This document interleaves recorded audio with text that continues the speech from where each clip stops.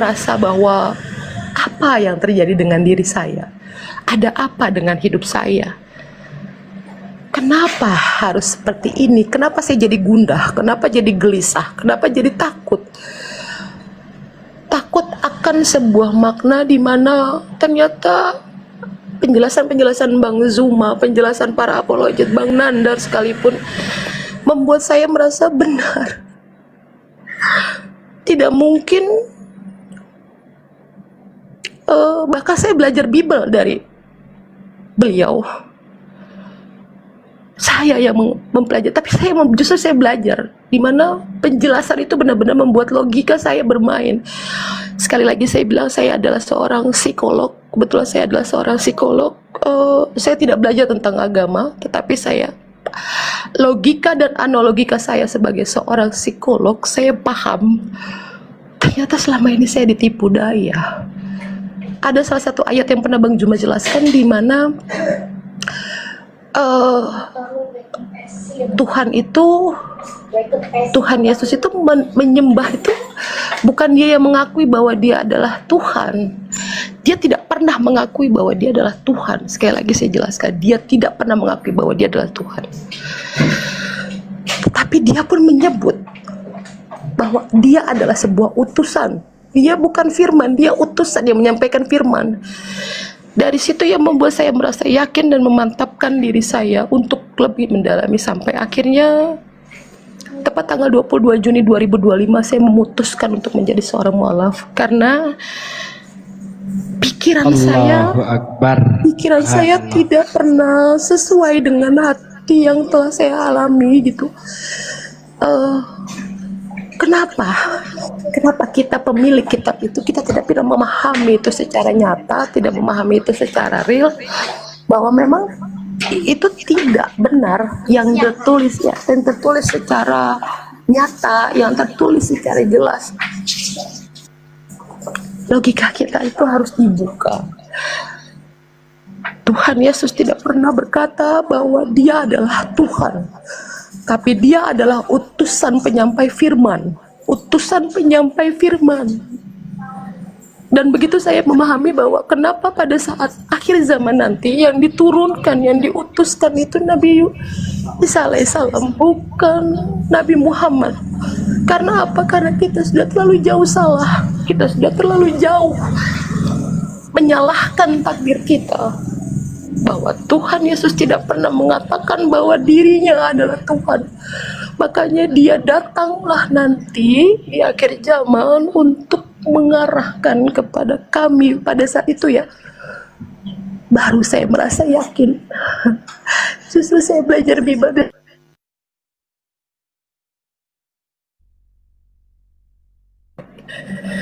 Dan ternyata itu yang menyebabkan saya memutuskan untuk memeluk agama Islam. Mohon maaf Bang Kopi, sekali lagi saya tegaskan tidak ada keraguan-raguan saya, kehalangan saya, atau hanya nafsu saya semata-mata ikut tren. Dimana saya dibilang kamu hanya ikut tren, ikut-ikutan, keluar dari saya secara sadar dan secara lantang saya bilang Tuhan Yesus itu bukan Tuhan. Dia pun sama seperti Nabi Muhammad, seperti Nabi Isa yang menyampaikan firman yang di jalan kebenaran. Dan dia bukan, dia hanya penyampai.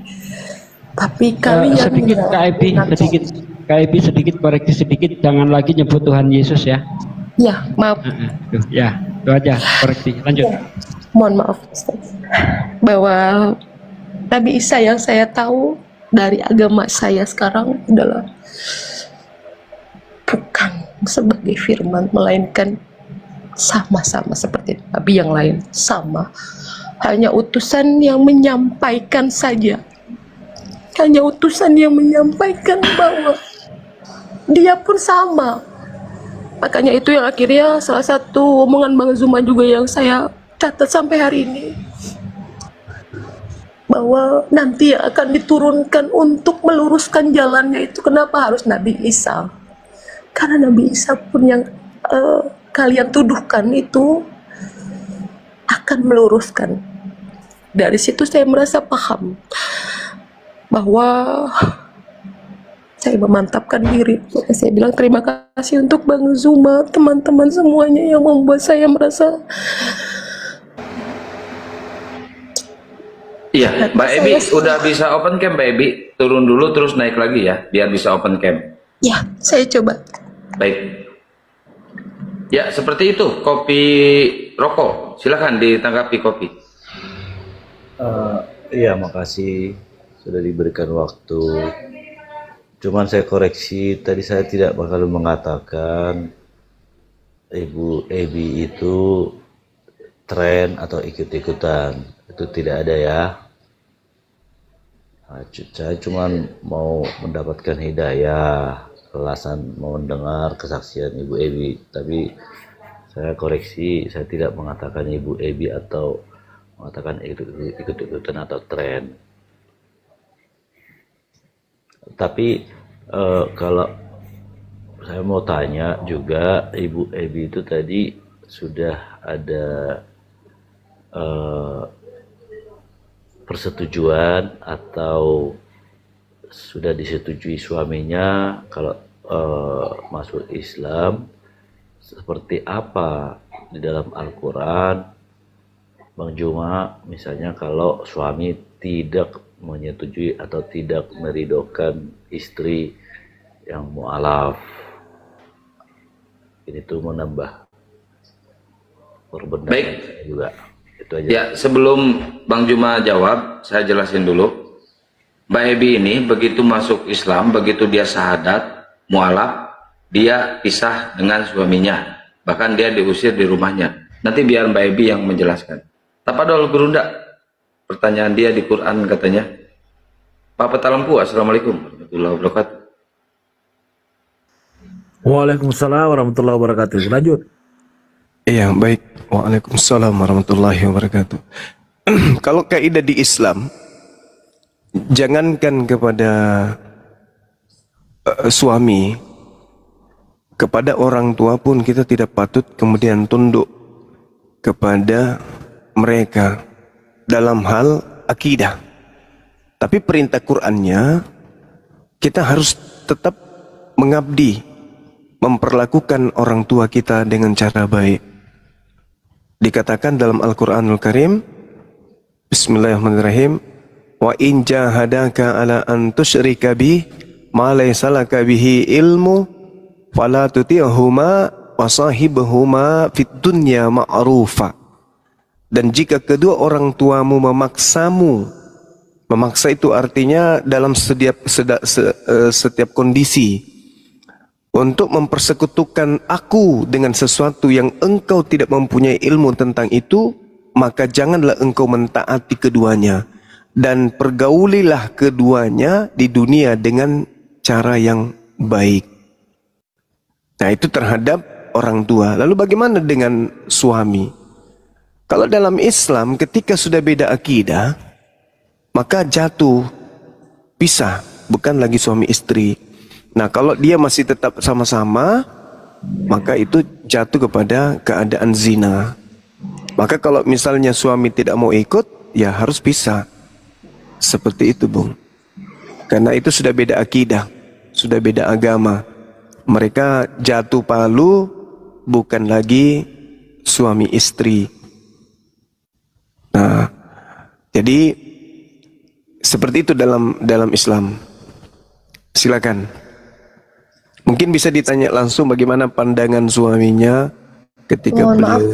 Ya, ada silakan. bacaan, mohon maaf Bang Zuma, ada bacaan harus menyiarkan live beberapa menit baru bisa, apa saya kurang paham untuk bisa cam.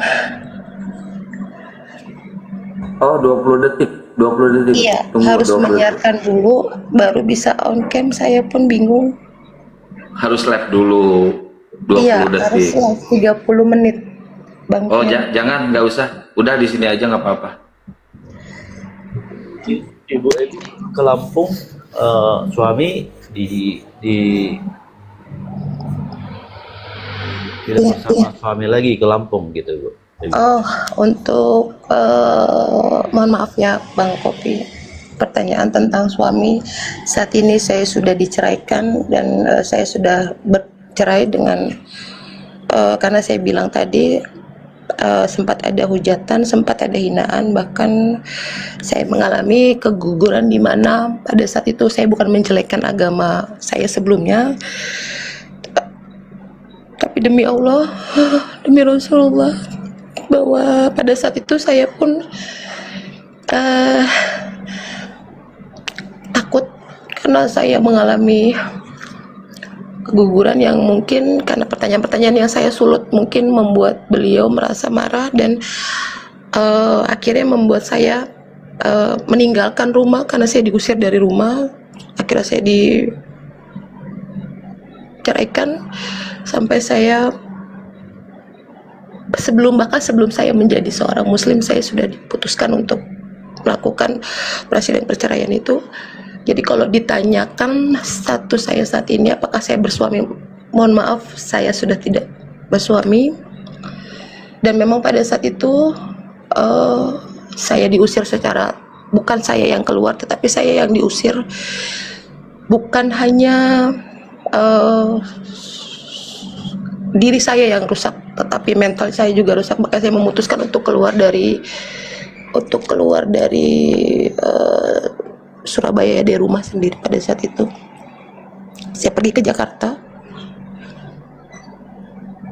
Sampai Jakarta saya masih mendapatkan intimidasi serta tekanan-tekanan yang mungkin pada saat itu membuat saya merasa terancam, sampai akhirnya saya memutuskan untuk berpindah lagi. Ketika saya di Jakarta, itu tadi saya bilang adik saya yang laki-laki mendapatkan satu hukuman yang mungkin menjadi hukuman untuk saya. Sekali lagi saya bilang bukan saya ingin mengintimidasi atau menjelekkan agama saya sebelumnya, tetapi adik saya mendapatkan satu hal yang membuat saya seperti inikah ajaran yang kalian ajarkan? Mana kasih yang selalu kalian banggakan? Segitu teganya kalian sampai mohon maaf meracuni anak sendiri hanya karena ingin memilih jalan hidup untuk keputusannya. Tapi sekali lagi saya bilang bukan maksud saya ingin menjelekkan, tapi saya hanya memberikan pengalaman hidup saya bahwa ternyata seberat ini untuk menjadi seorang mualaf. Jadi bukan saya ingin berpindah, tetapi memang hukuman yang saya dapatkan dari pihak keluarga terbesar terutama. Jadi bukan karena dari orang-orang sekitar, bahkan saya sampai lari ke sini saat ini karena saya sudah tidak merasa nyaman, saya sudah tidak merasa aman di Jakarta. Mohon maaf, karena mungkin keluarga besar saya pun masih banyak di Jakarta, makanya saya memilih untuk tinggal di sini saat ini. Bahkan sampai saya bilang tadi saya masih merasa takut. Sampai saat ini saya masih merasa takut. Makanya kenapa ketika saya menceritakan perjalanan hidup saya menjadi seorang mualaf itu selalu membuat saya masih trauma besar untuk mengingat kejadian-kejadian yang memang tidak sedikit yang membuat saya tetap berada di posisi saya percaya bahwa Allah baik sama saya, Allah baik sama saya.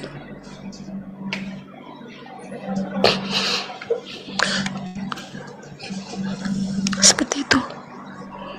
Izin Kak Ebi, aku izin menambahkan sedikit.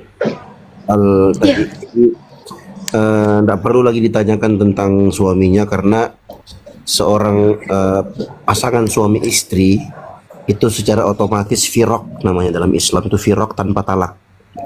Firaq itu otomatis saya sudah dijelaskan itu pada saat itu. Ustaz, mohon izin. Oke, siap. Itu ada dalilnya dalam Al-Quran. Lahunna hillul lahum wa lahum yahilluna lahunna. Mereka wanita-wanita yang beriman itu tidak halal bagi mereka laki-laki kafir itu. Sebagaimana mereka orang laki-laki kafir itu tidak halal juga bagi wanita-wanita mukminah.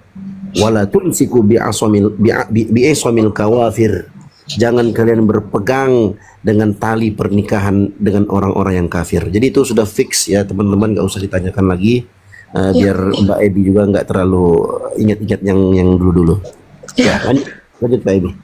Ya, seperti itu. Jadi kalau ditanya, saya ingin menanyakan tentang bakti saya sebagai seorang anak terhadap orang tua saya, Bang Zuma. Mohon penjelasan dan pencerahannya karena saya dengar kabar ibu saya saat ini sedang dirawat.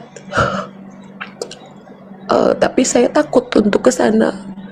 Saya ingin bertanya tentang bagaimana, apa yang harus saya lakukan saat ini. Sedangkan ketika saya ke sana pasti nyawa saya pun akan tidak baik-baik saja. Tapi saya tahu dia itu maksudnya gimana ya, orang tua saya atau orang yang sudah melahirkan saya. Lantas kira-kira bagaimana langkah yang harus saya ambil? Mohon penjelasannya. Saya harus bagaimana? Pas saya harus ke sana, tetapi lagi-lagi saya bilang saya takut. Jujur saya takut.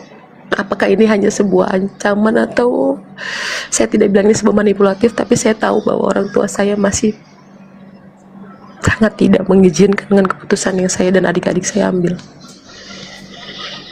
Adiknya ada yang ikut, berapa orang yang ikut mualaf, Mbak? 2 orang, Bang Zuma. 2 orang. Saya dua-duanya. Hanya abang saya 1 orang lagi, yang kami 4 bersaudara dan yang 3 sudah masuk mualaf, yang satunya yaitu merasa. Ya, Dinda Dito mungkin bisa kasih solusi, Dinda. Silakan Dinda. Biar Dinda Dio yang saya berikan. harus mengambil sikap bagaimana. Insya Allah izin Kak Ebi, ibunya di mana Kak Ebi? Silakan Dek. Surabaya, di Gresik. Surabaya. Kalau area Jabodetabek Insya Allah kita bisa kawal, Insya Allah kita jamin Mbak Ebi selamat kalau mau ketemu sama ibunya. Cuman kalau di Surabaya saya nggak punya ini. Mungkin kawan-kawan. Ya, izin Pak Hidio. Ya, kalau Mbak Ebi perlu dan kita dibutuhkan di sini, insya Allah saya juga ada di Surabaya, teman-teman yang laskar yang siap mendampingi Mbak Ebi. Kalau mau silahkan nanti. Ya boleh, nanti Mbak Ebi berkabar-kabar aja. Kalau insya Allah kalau di area Jabodetabek, insya Allah saya siap menjalankan amanah untuk. Ya, tapi apakah maksud saya gini, Ustaz? Tapi sebentar izin. Gurunda, apakah Gurunda mengizinkan kalau tim API nanti termasuk yang di Surabaya mengawal Mbak Ebi? Iya, tapi pertanyaan beliau itu bukan arahnya ke situ. Beliau tanyakan bagaimana kedudukan saya sebagai seorang anak, sementara saya sudah mu'alaf dan orang tua saya dalam keadaan sakit. Apa yang mesti saya lakukan sekarang ini? Apakah hanya mendoakannya atau gimana? Apakah saya harus karena kan kita Dinda, silakan Dinda. Iya, bagaimana itu? Untuk mendoakan kesembuhan itu boleh.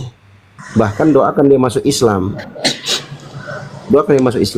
Doakan kesembuhan boleh. Kalaupun seandainya Kak Ebi mau menjenguk dengan pertimbangan yang Kak Ebi sebutkan tadi, itu harus dengan pertimbangan yang matang.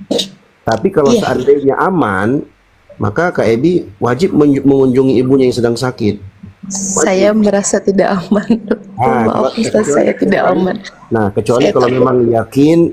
Tapi tidak masalah untuk tidak datang. Nggak masalah. Karena ada pertimbangan yang sangat besar antara yakinnya Kak Ebi itu hilang, keraguannya itu hilang dengan rasa yakinnya. Apa yakinnya sekarang? Yakin nggak merasa aman kalau datang ke sana. Bukan berarti Kak Ebi-nya durhaka, enggak. Memang ada keinginan yang sangat besar untuk bertemu. Adik-adik saya bertanya seperti itu, Ustaz. Soalnya apa? Kita nggak durhaka, kita nggak negokin mama begini. Nggak masalah. Saya takut, jujur saya takut.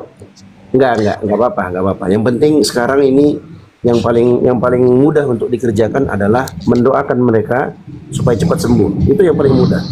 Kalau memang bisa dikontak pakai HP atau video call, itu alhamdulillah. Video call aja. Tidak dikasih akses. Kalau nggak dikasih akses, ya udah. Saya dapat kabar itu, Ustaz, mohon maaf. saya dapat kabar itu justru mereka menghina, maksudnya kayak sudah puas dengan apa yang sudah kamu lakukan terhadap ibu kamu segala Ya, macam itu. berarti berlaku firman Allah, la yukallifullahu nafsan illa wus'aha. Allah tidak membebani satu jiwa kecuali yang dia sanggup lakukan. Itulah yang Mbak Ebi sanggup sekarang. Kita nggak bisa ngapa-ngapain lagi ya. Yang paling penting sekarang adalah doakan dia, doakan ibunya cepat sembuh, sekaligus doakan dia dapat hidayah. Siapa tahu waktu mustajabah di sepertiga malam terakhir, apalagi di waktu hujan, apalagi pas ini lagi safar kan, lagi safar. Ya berdoalah, mudah-mudahan Allah kabulkan doanya. Ya, tidak ada yang mustahil bagi Allah Subhanahu wa taala. Innama amruhu idza arada syai'an ay yaqula lahu kun fayakun. Sesungguhnya urusan Allah itu kalau Allah inginkan suatu perkara tinggal Allah katakan kun, jadi maka jadilah. Allah katakan sembuh ibunya Kak Ebi, sembuh. Allah katakan masuk Islam dia, masuk Islam dia. Nggak ada yang mustahil bagi Allah. Tinggal kita, Kak Ebi mau nggak mendoakan? Nah, silakan doakan. Insya Allah Allah kabulkan doanya. Mendoakan. Cepat sembuh, insya Allah. Cepat sembuh. Ya, udah jelas ya Mbak Ebi ya. Izin saya bertanya ke Bang Kopi, apakah benar di ajaran Kristen seperti itu? Orang anaknya masuk Islam terus diracun. Silakan Bang Kopi. Itu ajaran siapa Bang Kopi? Izin, kalau mempertanyakan seperti itu tidak ada jelas disebutkan di ajaran Kristen ya, Protestan ya. Dan masalah dibilang diracun atau rencana meracun atau gimana, itu Ibu Ebi sudah diracun, sudah terjadi gitu? Sudah terjadi. Adik saya sudah mendapat itu, karena bahkan saya bilang ketika saya menengok adik saya di rumah sakit pada saat itu, beliau bilang bahwa lebih baik saya matikan anak saya daripada dia keluar dari ajaran kasih. Nah, di mana ajaran kasihnya Kopi? Lebih baik dia mati di tangan saya karena dia anak saya, dia hak saya. Bukan hak kalian, bukan hak kamu sebagai kakaknya, bahkan hak agama kamu bukan, dia hak saya. Penuh di hak saya. Lebih baik saya melihat dia mati di depan saya daripada saya harus melihat dia keluar dari, mohon maaf, Kristen. Oke, Ibu Ebi, seperti itu dikatakan orang tua. Tapi ada bukti bahwa orang tua yang benar-benar meracun? Ya, beliau sendiri yang bicara terhadap saya dan adik saya yang perempuan sebelum dia mengakui dengan jelas. Makanya saya bilang, kenapa saya bilang akhirnya saya membawa adik saya. Nah, saya mendapatkan itu jawaban itu secara langsung dari beliau yang akhirnya membuat saya semakin takut. Makanya saya bilang, mohon maaf Bang, saya takut, jujur saya takut. Bukan saya takut bahwa saya akan mati dalam keadaan saya muslim, bukan, tetapi saya takut adik saya harus menanggung apa yang sudah saya lakukan dengan keputusan yang saya ambil dengan saya dan adik saya sebelumnya yang perempuan. Bukan saya takut, sekali lagi saya bilang saya tidak pernah takut saya diracuni atau seperti apa yang dilakukan orang tua saya terhadap diri saya, tapi saya takut adik saya menjadi imbasnya. Itu saja. Saya tidak diracun anaknya saudara ibu itu diracun tapi selamat, masih hidup gitu ya? Selamat pada saat itu karena adik saya yang perempuan yang menemukan adik saya, karena posisi saya di Jakarta pada saat itu, bukan di rumah sana. Adik saya yang menemukan, dan ibu saya dengan jelas bilang, biarkan adikmu mati. Dia anak saya, dia hak saya punya hak penuh atas diri dia. Saya tidak, biarkan kamu dengan kakakmu pergi dengan ajaran yang kau anggap mungkin itu bisa membuat kamu lebih bahagia dengan duniamu, tapi tidak dengan anak laki-laki saya. Oh, jadi saudaranya sudah masuk Muslim dua-duanya juga, Ibu Ebi? Alhamdulillah. Jadi kalau menurut saya bukan mengajar. Kopi, bentar, mungkin Gerunda mau masuk dulu, apa dulu Gerunda? Iya, sedikit aja Bang, sedikit Bang. Sedikit aja. Suara saya kedengaran nggak? Iya. Mungkin pelajaran bagi kita ini semuanya ya, terkait dengan keadaan itu, terlepas apakah itu yang dijadikan sebagai dasar pijakan meracun atau tidak. Yang pasti di dalam kitab Ulangan 13 itu ada berbunyi begini.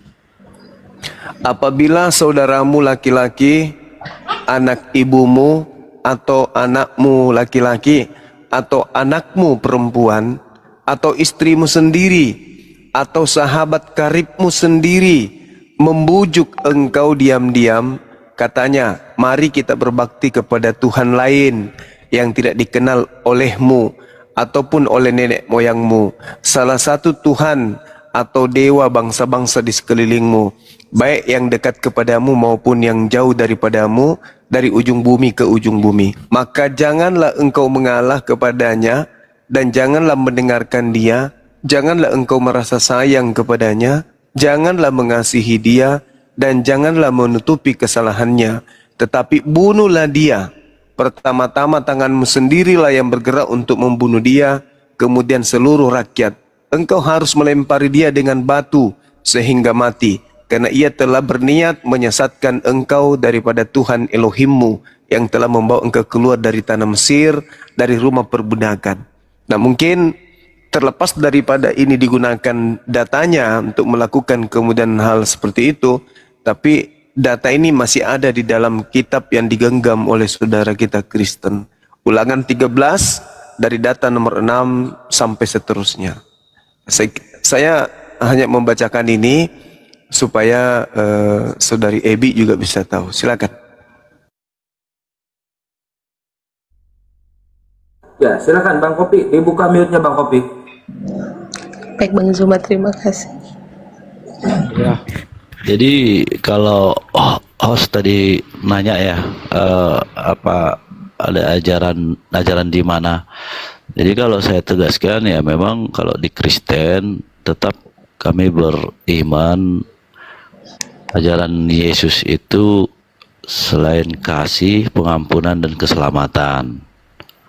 Tapi kalau seperti yang dibilang Ibu Ebi, ada pengakuan dan bahkan ada bukti diracun, itu bukan ada kasih lagi dan bisa diadukan ke hukum, karena hukum kalau nyata-nyata mau menghilangkan nyawa. Ya, itu sudah sempat saya ingin lakukan ya, Bang Kopi, mohon maaf sebelumnya. Tapi ketika saya mengambil keputusan untuk melaporkan yang saya punya bukti sangat kuat, bahkan masih ada bekas botolnya, bekas botol orang tua saya memberikan itu ke makan siang adik saya pada saat itu. Tapi lagi-lagi saya bilang, saya cuman seorang anak, ingin mengajarkan kepada beliau. Saya tidak ingin mengajarkan beliau bagaimana. Saya tahu bahwa saya hanya anak saja, yang mungkin beliau, kamu masih terlalu muda untuk mengajarkan saya yang sudah makan asam garamnya kehidupan. Selalu seperti itu bahasa beliau. Tapi saya lagi selalu ya sampai saat ini saya pernah membaca salah satu ayat hadis, atau jangan lihat siapa yang mengatakan ya, jangan lihat apa yang dikatakan, tapi lihatlah bagaimana ya Bang Zuma? Lihatlah apa yang dikatakannya, jangan lihat siapa yang mengatakan. Iya. Ya, itu yang pernah saya tahu. Kayak saya bilang sama adik, bahkan orang tua saya, maunya bagaimana, harus bagaimana saya menyikapinya jika seperti ini terancam lagi. Jujur mungkin saya akan memilih untuk menjadi seorang anak yang durhaka, saya bilang begitu sama mama saya. Tapi itu tadi balik lagi, adik saya ketika saya bilang untuk menetap di situ karena dia adalah anak yang benar-benar disayang sama orang tua saya kebetulan ya. Tapi adik saya memilih untuk tidak mau ada di situ karena dia bilang lagi-lagi saya tidak berani Kak. Saya takut.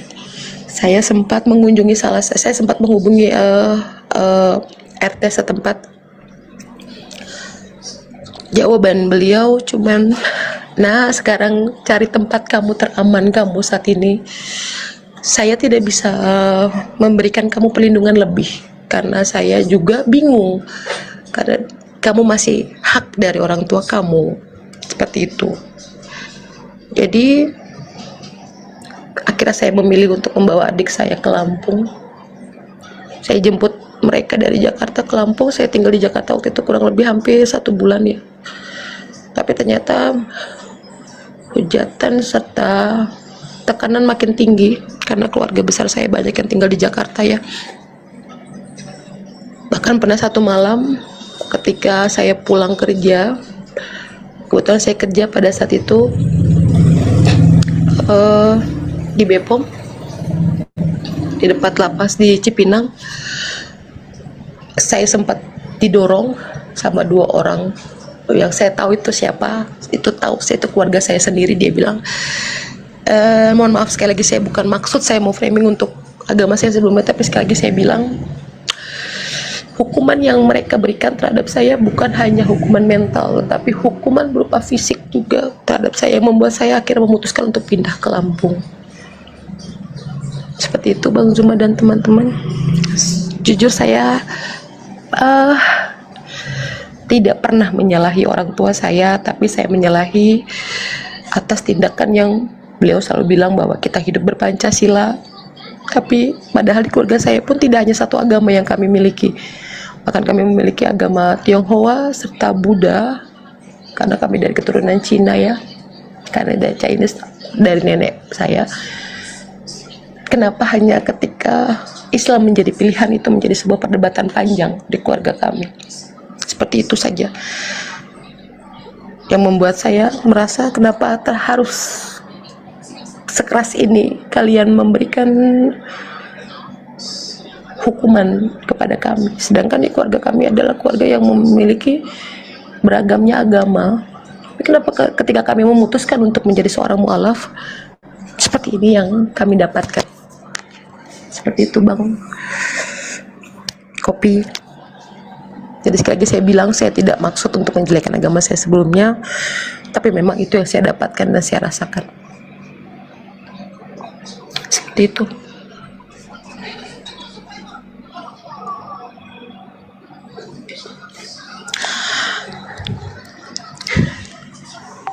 Ya, Bang Kopi, silakan di kopi. Bang Kopi. Iya, makasih host. Oke, Ibu Ebi, saya menyimak sedikit ulasan Ibu Ebi mengenai Nabi Isa tadi, yang Ibu Ebi mengimani akan turunnya Nabi Isa ya. Ya, ya. Betul tadi ya? Ya, ya. Yang kedua, ke dunia. Yang mau jadi saya tanyakan, host izin, apa Ibu Ebi pernah atau ingat bahwasanya Yesus juga akan turun kembali kedatangan yang kedua? Ya, saya tahu. Makanya saya bilang kemarin ya, Bang Kopi, mohon maaf, ada pertanyaan saya yang menjadi dasar saya di 2 penjelasan. Sekali lagi saya bilang, saya belajar Bible justru bukan dari agama saya sendiri, karena mohon maaf, mungkin saya seorang Kristen yang pada saat itu tidak terlalu paham tentang Bible saya sendiri. Justru saya belajar banyak ilmu dari Bible itu justru dari Bang Zuma dan teman-temannya. Memang benar akan ada kehidupan yang kedua, tapi lagi-lagi saya bilang penjelasannya itu di luar nalar dan logika saya sebagai seorang manusia. Ketidak masuk akalan, kita tidak usah membahas tentang turunnya Nabi Isa atau Yesus turun lagi nanti, tapi terlalu banyak analogika saya yang terlalu membuat saya itu di luar nalar saya sebagai seorang manusia. Makanya saya bilang, kita tidak usah bahas tentang yang lain-lainnya. Kita tentang benar, saya paham akan ada penjelasan itu, tetapi lagi-lagi saya bilang tadi, penjelasannya tidak masuk dengan akal saya. Yang membuat saya merasa lebih masuk dengan analogika saya adalah penjelasan dari Bang Zuma pada saat itu ya. yang menjelaskan bahwa kenapa alasannya bukan Nabi Muhammad yang turun dan kan Nabi Isa. Itu yang menjadi pertanyaan buat saya. Kenapa harus Nabi Isa? Kenapa? Walaupun kita pada saat itu mengklaim bahwa oh Yesus itu bukan Nabi Isa. Yesus itu bukan Nabi Isa. Tapi balik lagi saya bilang, saya lagi-lagi belajar Bible dari agama saya, bukan dari agama saya, melainkan dari Bang Zuma. Memang tidak ada penjelasan Yahweh, benar, tapi tidak masuk dengan pemikiran dan logika saya. Tidak masuk. Penjelasannya itu sangat di luar analogika saya. Saya tidak merasa lebih pintar, tapi lagi-lagi saya bilang, saya manusia yang tidak, awalnya saya tidak tertarik untuk belajar agama Islam, tetapi menjadi satu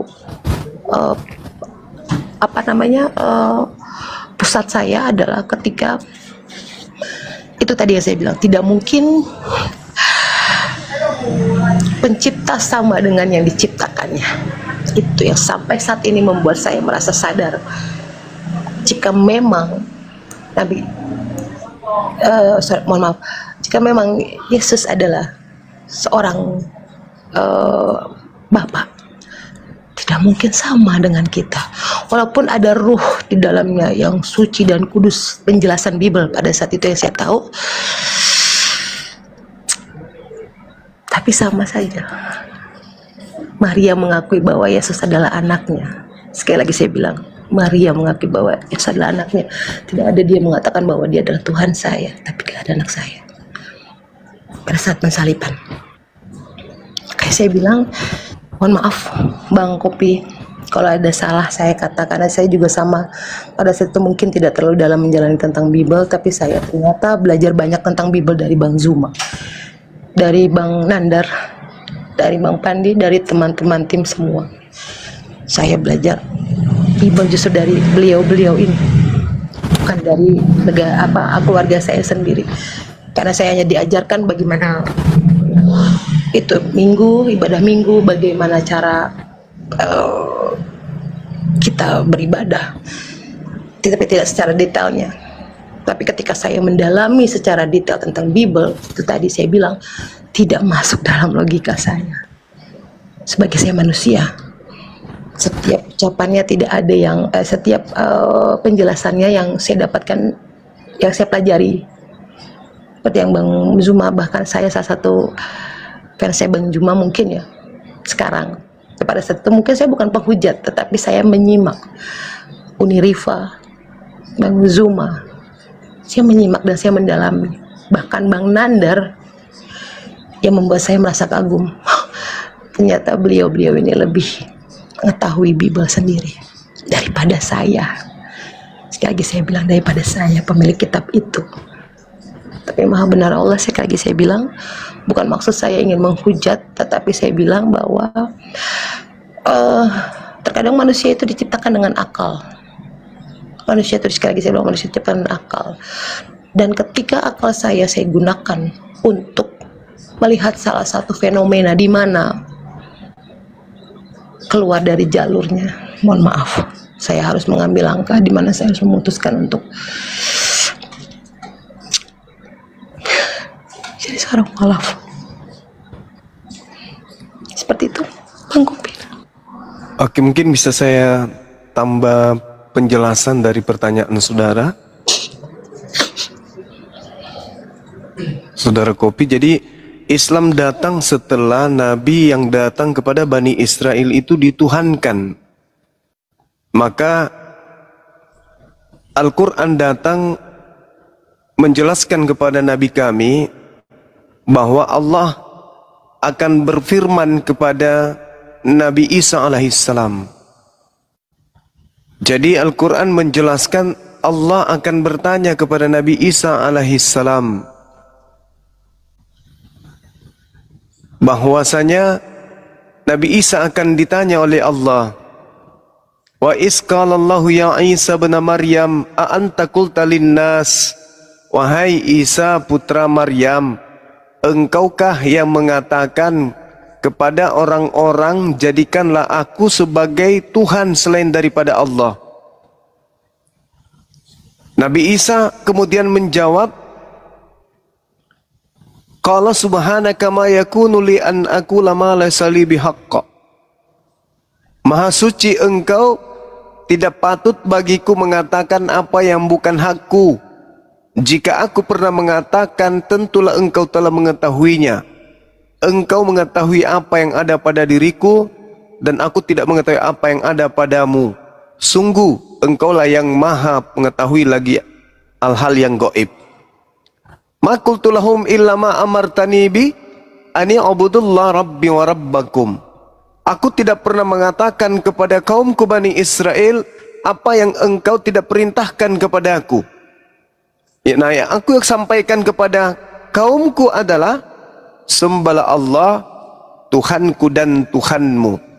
Jadi itu perintah Nabi yang datang ke tengah-tengah Bani Israel, hanya mengajarkan kaumnya untuk menyembah kepada Allah, Tuhannya Nabi Isa dan Tuhannya manusia. Bukan diajarkan untuk menuhankan dirinya. Nah, ada satu hal menarik di dalam Al-Quranul Karim. Ketika Nabi Isa alaihissalam itu datang kedua kalinya, di Al-Quran juga dikatakan dalam Al-Quran surah As-Sukruf ayat 61 bahwa Nabi Isa datang sebagai pertanda akan datangnya hari kiamat. Ketika beliau datang, ternyata ahli kitab yang tadinya menolaknya itu seketika beriman kepada ajaran Nabi Muhammad. Wa immin ahlil kitab illa la yu'minanna bihi qabla mauti. Jadi ahli kitab semuanya akan beriman kepada Nabi Isa alaihissalam. Dengan kata lain, ketika Nabi Isa itu turun, Nabi Isa mengajarkan kemudian kepada Bani Israel, mengajarkan kepada ahli kitab untuk beriman kepada baginda Rasulullah Muhammad SAW. Nah, tolak ukurnya di mana? Kalau saudara-saudara Kristen tidak percaya dengan Al-Quran, ya coba Anda menggunakan nalar menelaah ucapan Yesus di dalam Yohanes 12 nomor 47 dan seterusnya. Apa kata Yesus di situ? Dan jikalau seorang mendengarkan perkataanku tetapi tidak melakukannya, aku tidak menjadi hakimnya. Sebab aku datang bukan untuk menghakimi dunia, melainkan untuk menyelamatkannya.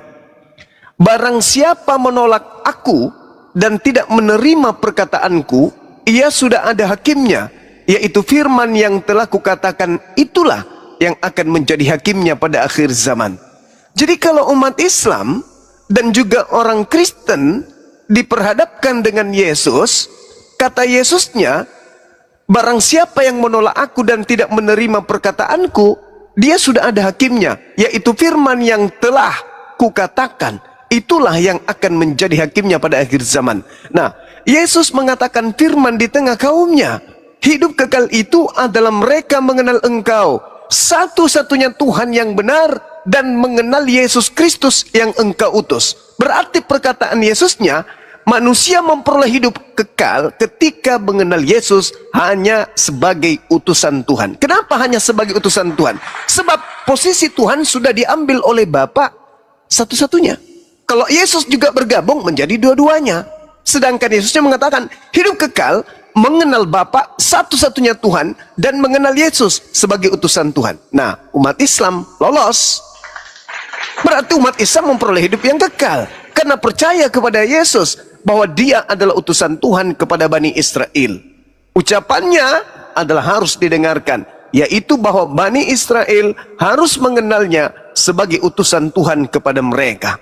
Nah, sedangkan kalau saudara Kristen yang tidak kemudian mendengarkan perkataannya bahwa dia hanya utusan Tuhan, Yesus juga telah menorehkan di dalam Matius 7 nomor 15 sampai nomor 23. Apa kata Yesusnya? Pada hari terakhir nanti banyak orang memanggil aku Tuhan, Tuhan, Tuhan Yesus, Tuhan Yesus. Bukankah kami bernubuat pakai namamu, wahai Tuhan Yesus, bermukjizat, mengusir setan pakai namamu? Apa kata Yesus? Pada saat itulah aku Yesus akan berterus terang kepada mereka, enyahlah daripadaku, aku tidak mengenal kalian. Kalian semua adalah pembuat kejahatan. Nah, berarti Kristen yang selama ini memanggil Yesus Tuhan, bernubuat, mengusir setan, bermukjizat, semuanya akan diusir, dianggap penjahat. Dan kejahatan itu, pelaku kejahatan itu tempatnya di neraka. Nah, inilah yang disesalkan ketika kebenaran ditorehkan kemudian oleh Bible, dan kemudian Al-Quran menguraikan kebenaran yang muncul kemudian di permukaan tentang dua agama ini, lalu ditolak. Inilah yang disebut ulaika hum syarrul bariyah, seburuk-buruknya makhluk. Kenapa? Kebenaran telah datang kepada mereka, tapi mereka kemudian menolak kebenaran itu dengan lebih mengedepankan kepada dogma dan doktrin iman semata, kepercayaan semata, keyakinan semata, tanpa berlandaskan kepada dalil dan data secara akurat. Saya kira begitu tambahannya. Jadi ketika Nabi Isa alaihissalam datang, ketika Yesus itu datang, maka itulah awal kehancurannya orang-orang yang menuhankan dirinya. Kenapa? Karena ada dua tanda yang diberikan kemudian Yesus sebelum dia terangkat ke langit. Apa kata Yesus? Angkatan jahat ini minta satu tanda kepada aku, dan tidak akan diberikan satu tanda kepada angkatan jahat selain tanda Yunus. Sebab Yunus 3 hari 3 malam dalam perut ikan, demikian juga anak manusia akan berada pada perut bumi selama 3 hari 3 malam. Itu tanda untuk siapa? Tanda untuk angkatan jahat. Di mana tertulis? Matius 12 nomor 38 sampai nomor 40. Lalu mana tanda untuk angkatan benar? Tanda angkatan benar adalah ketika kemudian aku datang, maka akan nampak aku sebagai anak manusia di tengah langit. Bukan di tengah kuburan, tapi di tengah langit. Seluruh manusia akan datang meratap, dan seluruh manusia akan melihat aku. Matahari menjadi gelap, bulan tak bercahaya, bintang akan berjatuhan, kuasa langit akan berguncang. Ini tanda terhadap orang benar.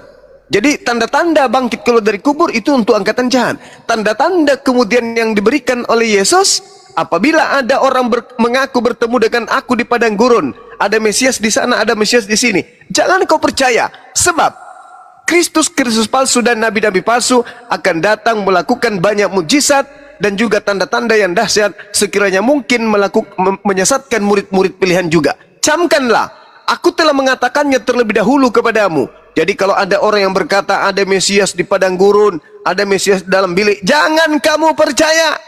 Sebab tanda-tanda kedatanganku yaitu sama seperti kilat yang menyambarkan, yang memancarkan cahayanya mulai dari timur sampai ke barat. Demikianlah keadaan anak manusia nanti ketika ia datang. Dia akan nampak di tengah langit, seluruh manusia akan melihatnya. Matahari menjadi gelap, bulan tak bercahaya, bintang-bintang berjatuhan, kuasa langit berguncang. Itulah tanda yang aku berikan kepada angkatan benar. Tapi kepada angkatan jahat, aku berikan tanda anak manusia akan keluar dari perut bumi hari ketiga. Kristen berada di mana? Di angkatan yang benar atau di angkatan jahat? Alhasil, orang Kristen percaya kepada kebangkitan hari ketiga. Berarti Kristen adalah penggenapan dari angkatan jahat yang dinubuatkan oleh Yesus. Kata Yesus di dalam Matius 24 yang saya kutip tadi, nomor 4, nomor 5, apa kata Yesus? Waspadalah kalian wahai muridku, agar kalian jangan disesatkan. Sebab akan banyak orang datang,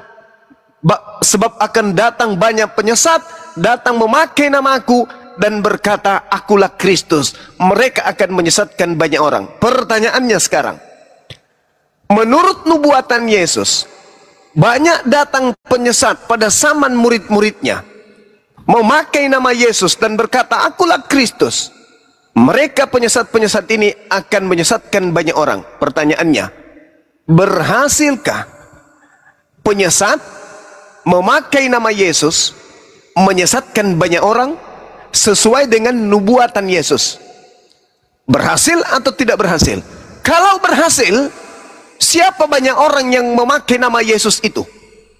Kalau tidak berhasil, berarti maaf, Yesus adalah pembohong. Sekali lagi saya katakan di dalam Matius 24 nomor 4 nomor 5, waspadalah agar kalian jangan disesatkan, sebab akan banyak penyesat yang datang memakai namaku dan berkata akulah Kristus. Hari ini kita lihat ada pengikut Kristus di bumi ini namanya Kristen. Dia akan mengatakan akulah Kristus dan mereka akan menyesatkan banyak orang. Berhasil tidak penyesat ini menyesatkan banyak orang? Kalau berhasil, apa nama pengikutnya? Di mana mereka sekarang? Dan apa nama agamanya?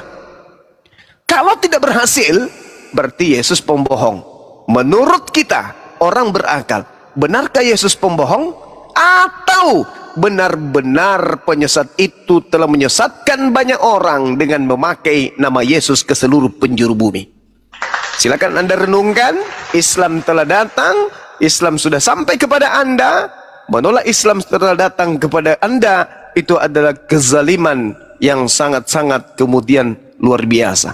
Demikian dari saya, sekedar tambahan, mudah-mudahan bermanfaat khususnya buat saudari saya Ebi. Silakan. Ya, silakan Bang Kopi, ditanggapi Bang Kopi. Ya, di Kopi Bang Kopi. Makasih Yos. Tapi Bang Juma, kedatangan Nabi Isa itu dikhususkan ke Bani Israel kan?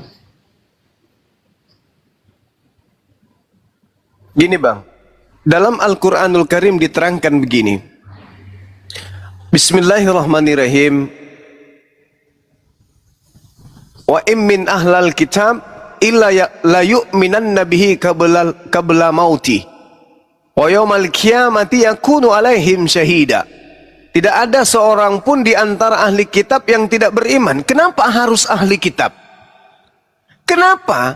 Karena Nabi Isa alaihi salam memang diutus awalnya kepada mereka, tapi mereka tidak beriman.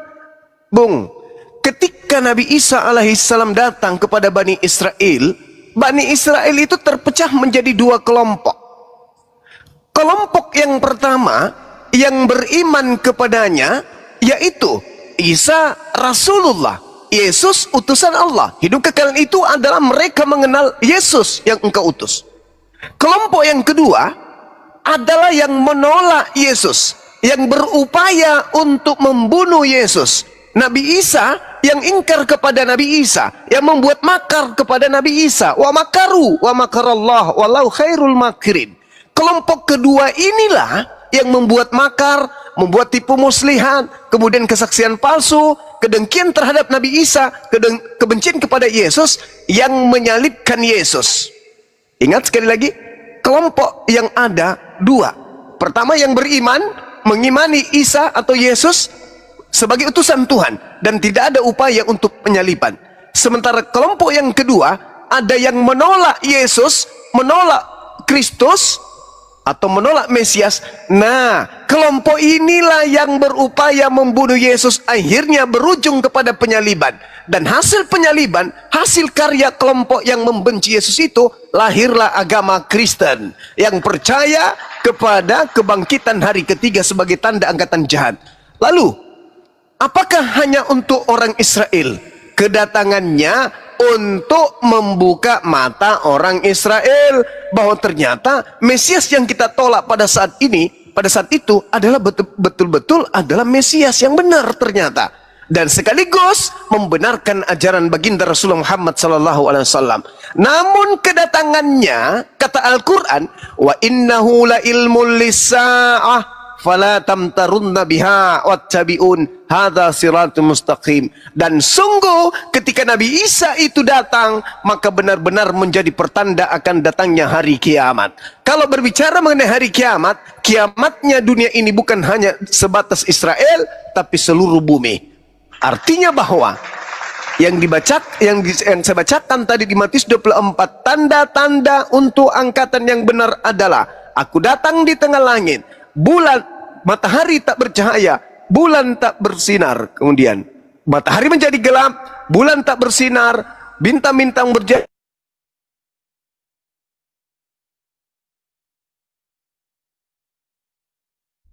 Berarti dengan Al-Quran, wa innahu la ilmul lisa'ah fala tamtarunna biha. Ketika datang Nabi Isa, itulah pertanda akan datangnya hari kiamat. Yang diterangkan Matius 24, tentu hari kiamat. Kenapa? Matahari menjadi gelap, bulan tak bercahaya, bintang-bintang berjatuhan menimpa bumi dan seterusnya. Pasti kiamat. Nah, kiamat itu untuk seluruh manusia, bukan hanya untuk Israel. Adapun Israel untuk menjadi hakim kepada mereka. Oh, ternyata betul Nabi. Makanya Yesus mengatakan di Matius, di Yohanes 12 nomor 48, 49 sampai 50 yang tadi, barang siapa yang menolak aku tidak menerima perkataanku, mereka sudah ada hakimnya. Mana hakimnya? Perkataan yang pernah aku ucapkan kepada mereka, perkataan itulah yang menjadi hakimnya kelak di akhir zaman. Artinya sesuai dengan Al-Quran. Tidak ada keliru dengan ajaran Al-Quran. Anehnya, nabiku Nabi Muhammad tidak pernah mempelajari Bible. Nabiku Nabi Muhammad tidak pernah kemudian meneliti kitab-kitab sebelumnya. Tapi seketika dia mendapat wahyu dari langit, mengatakan apa yang saya ucapkan barusan.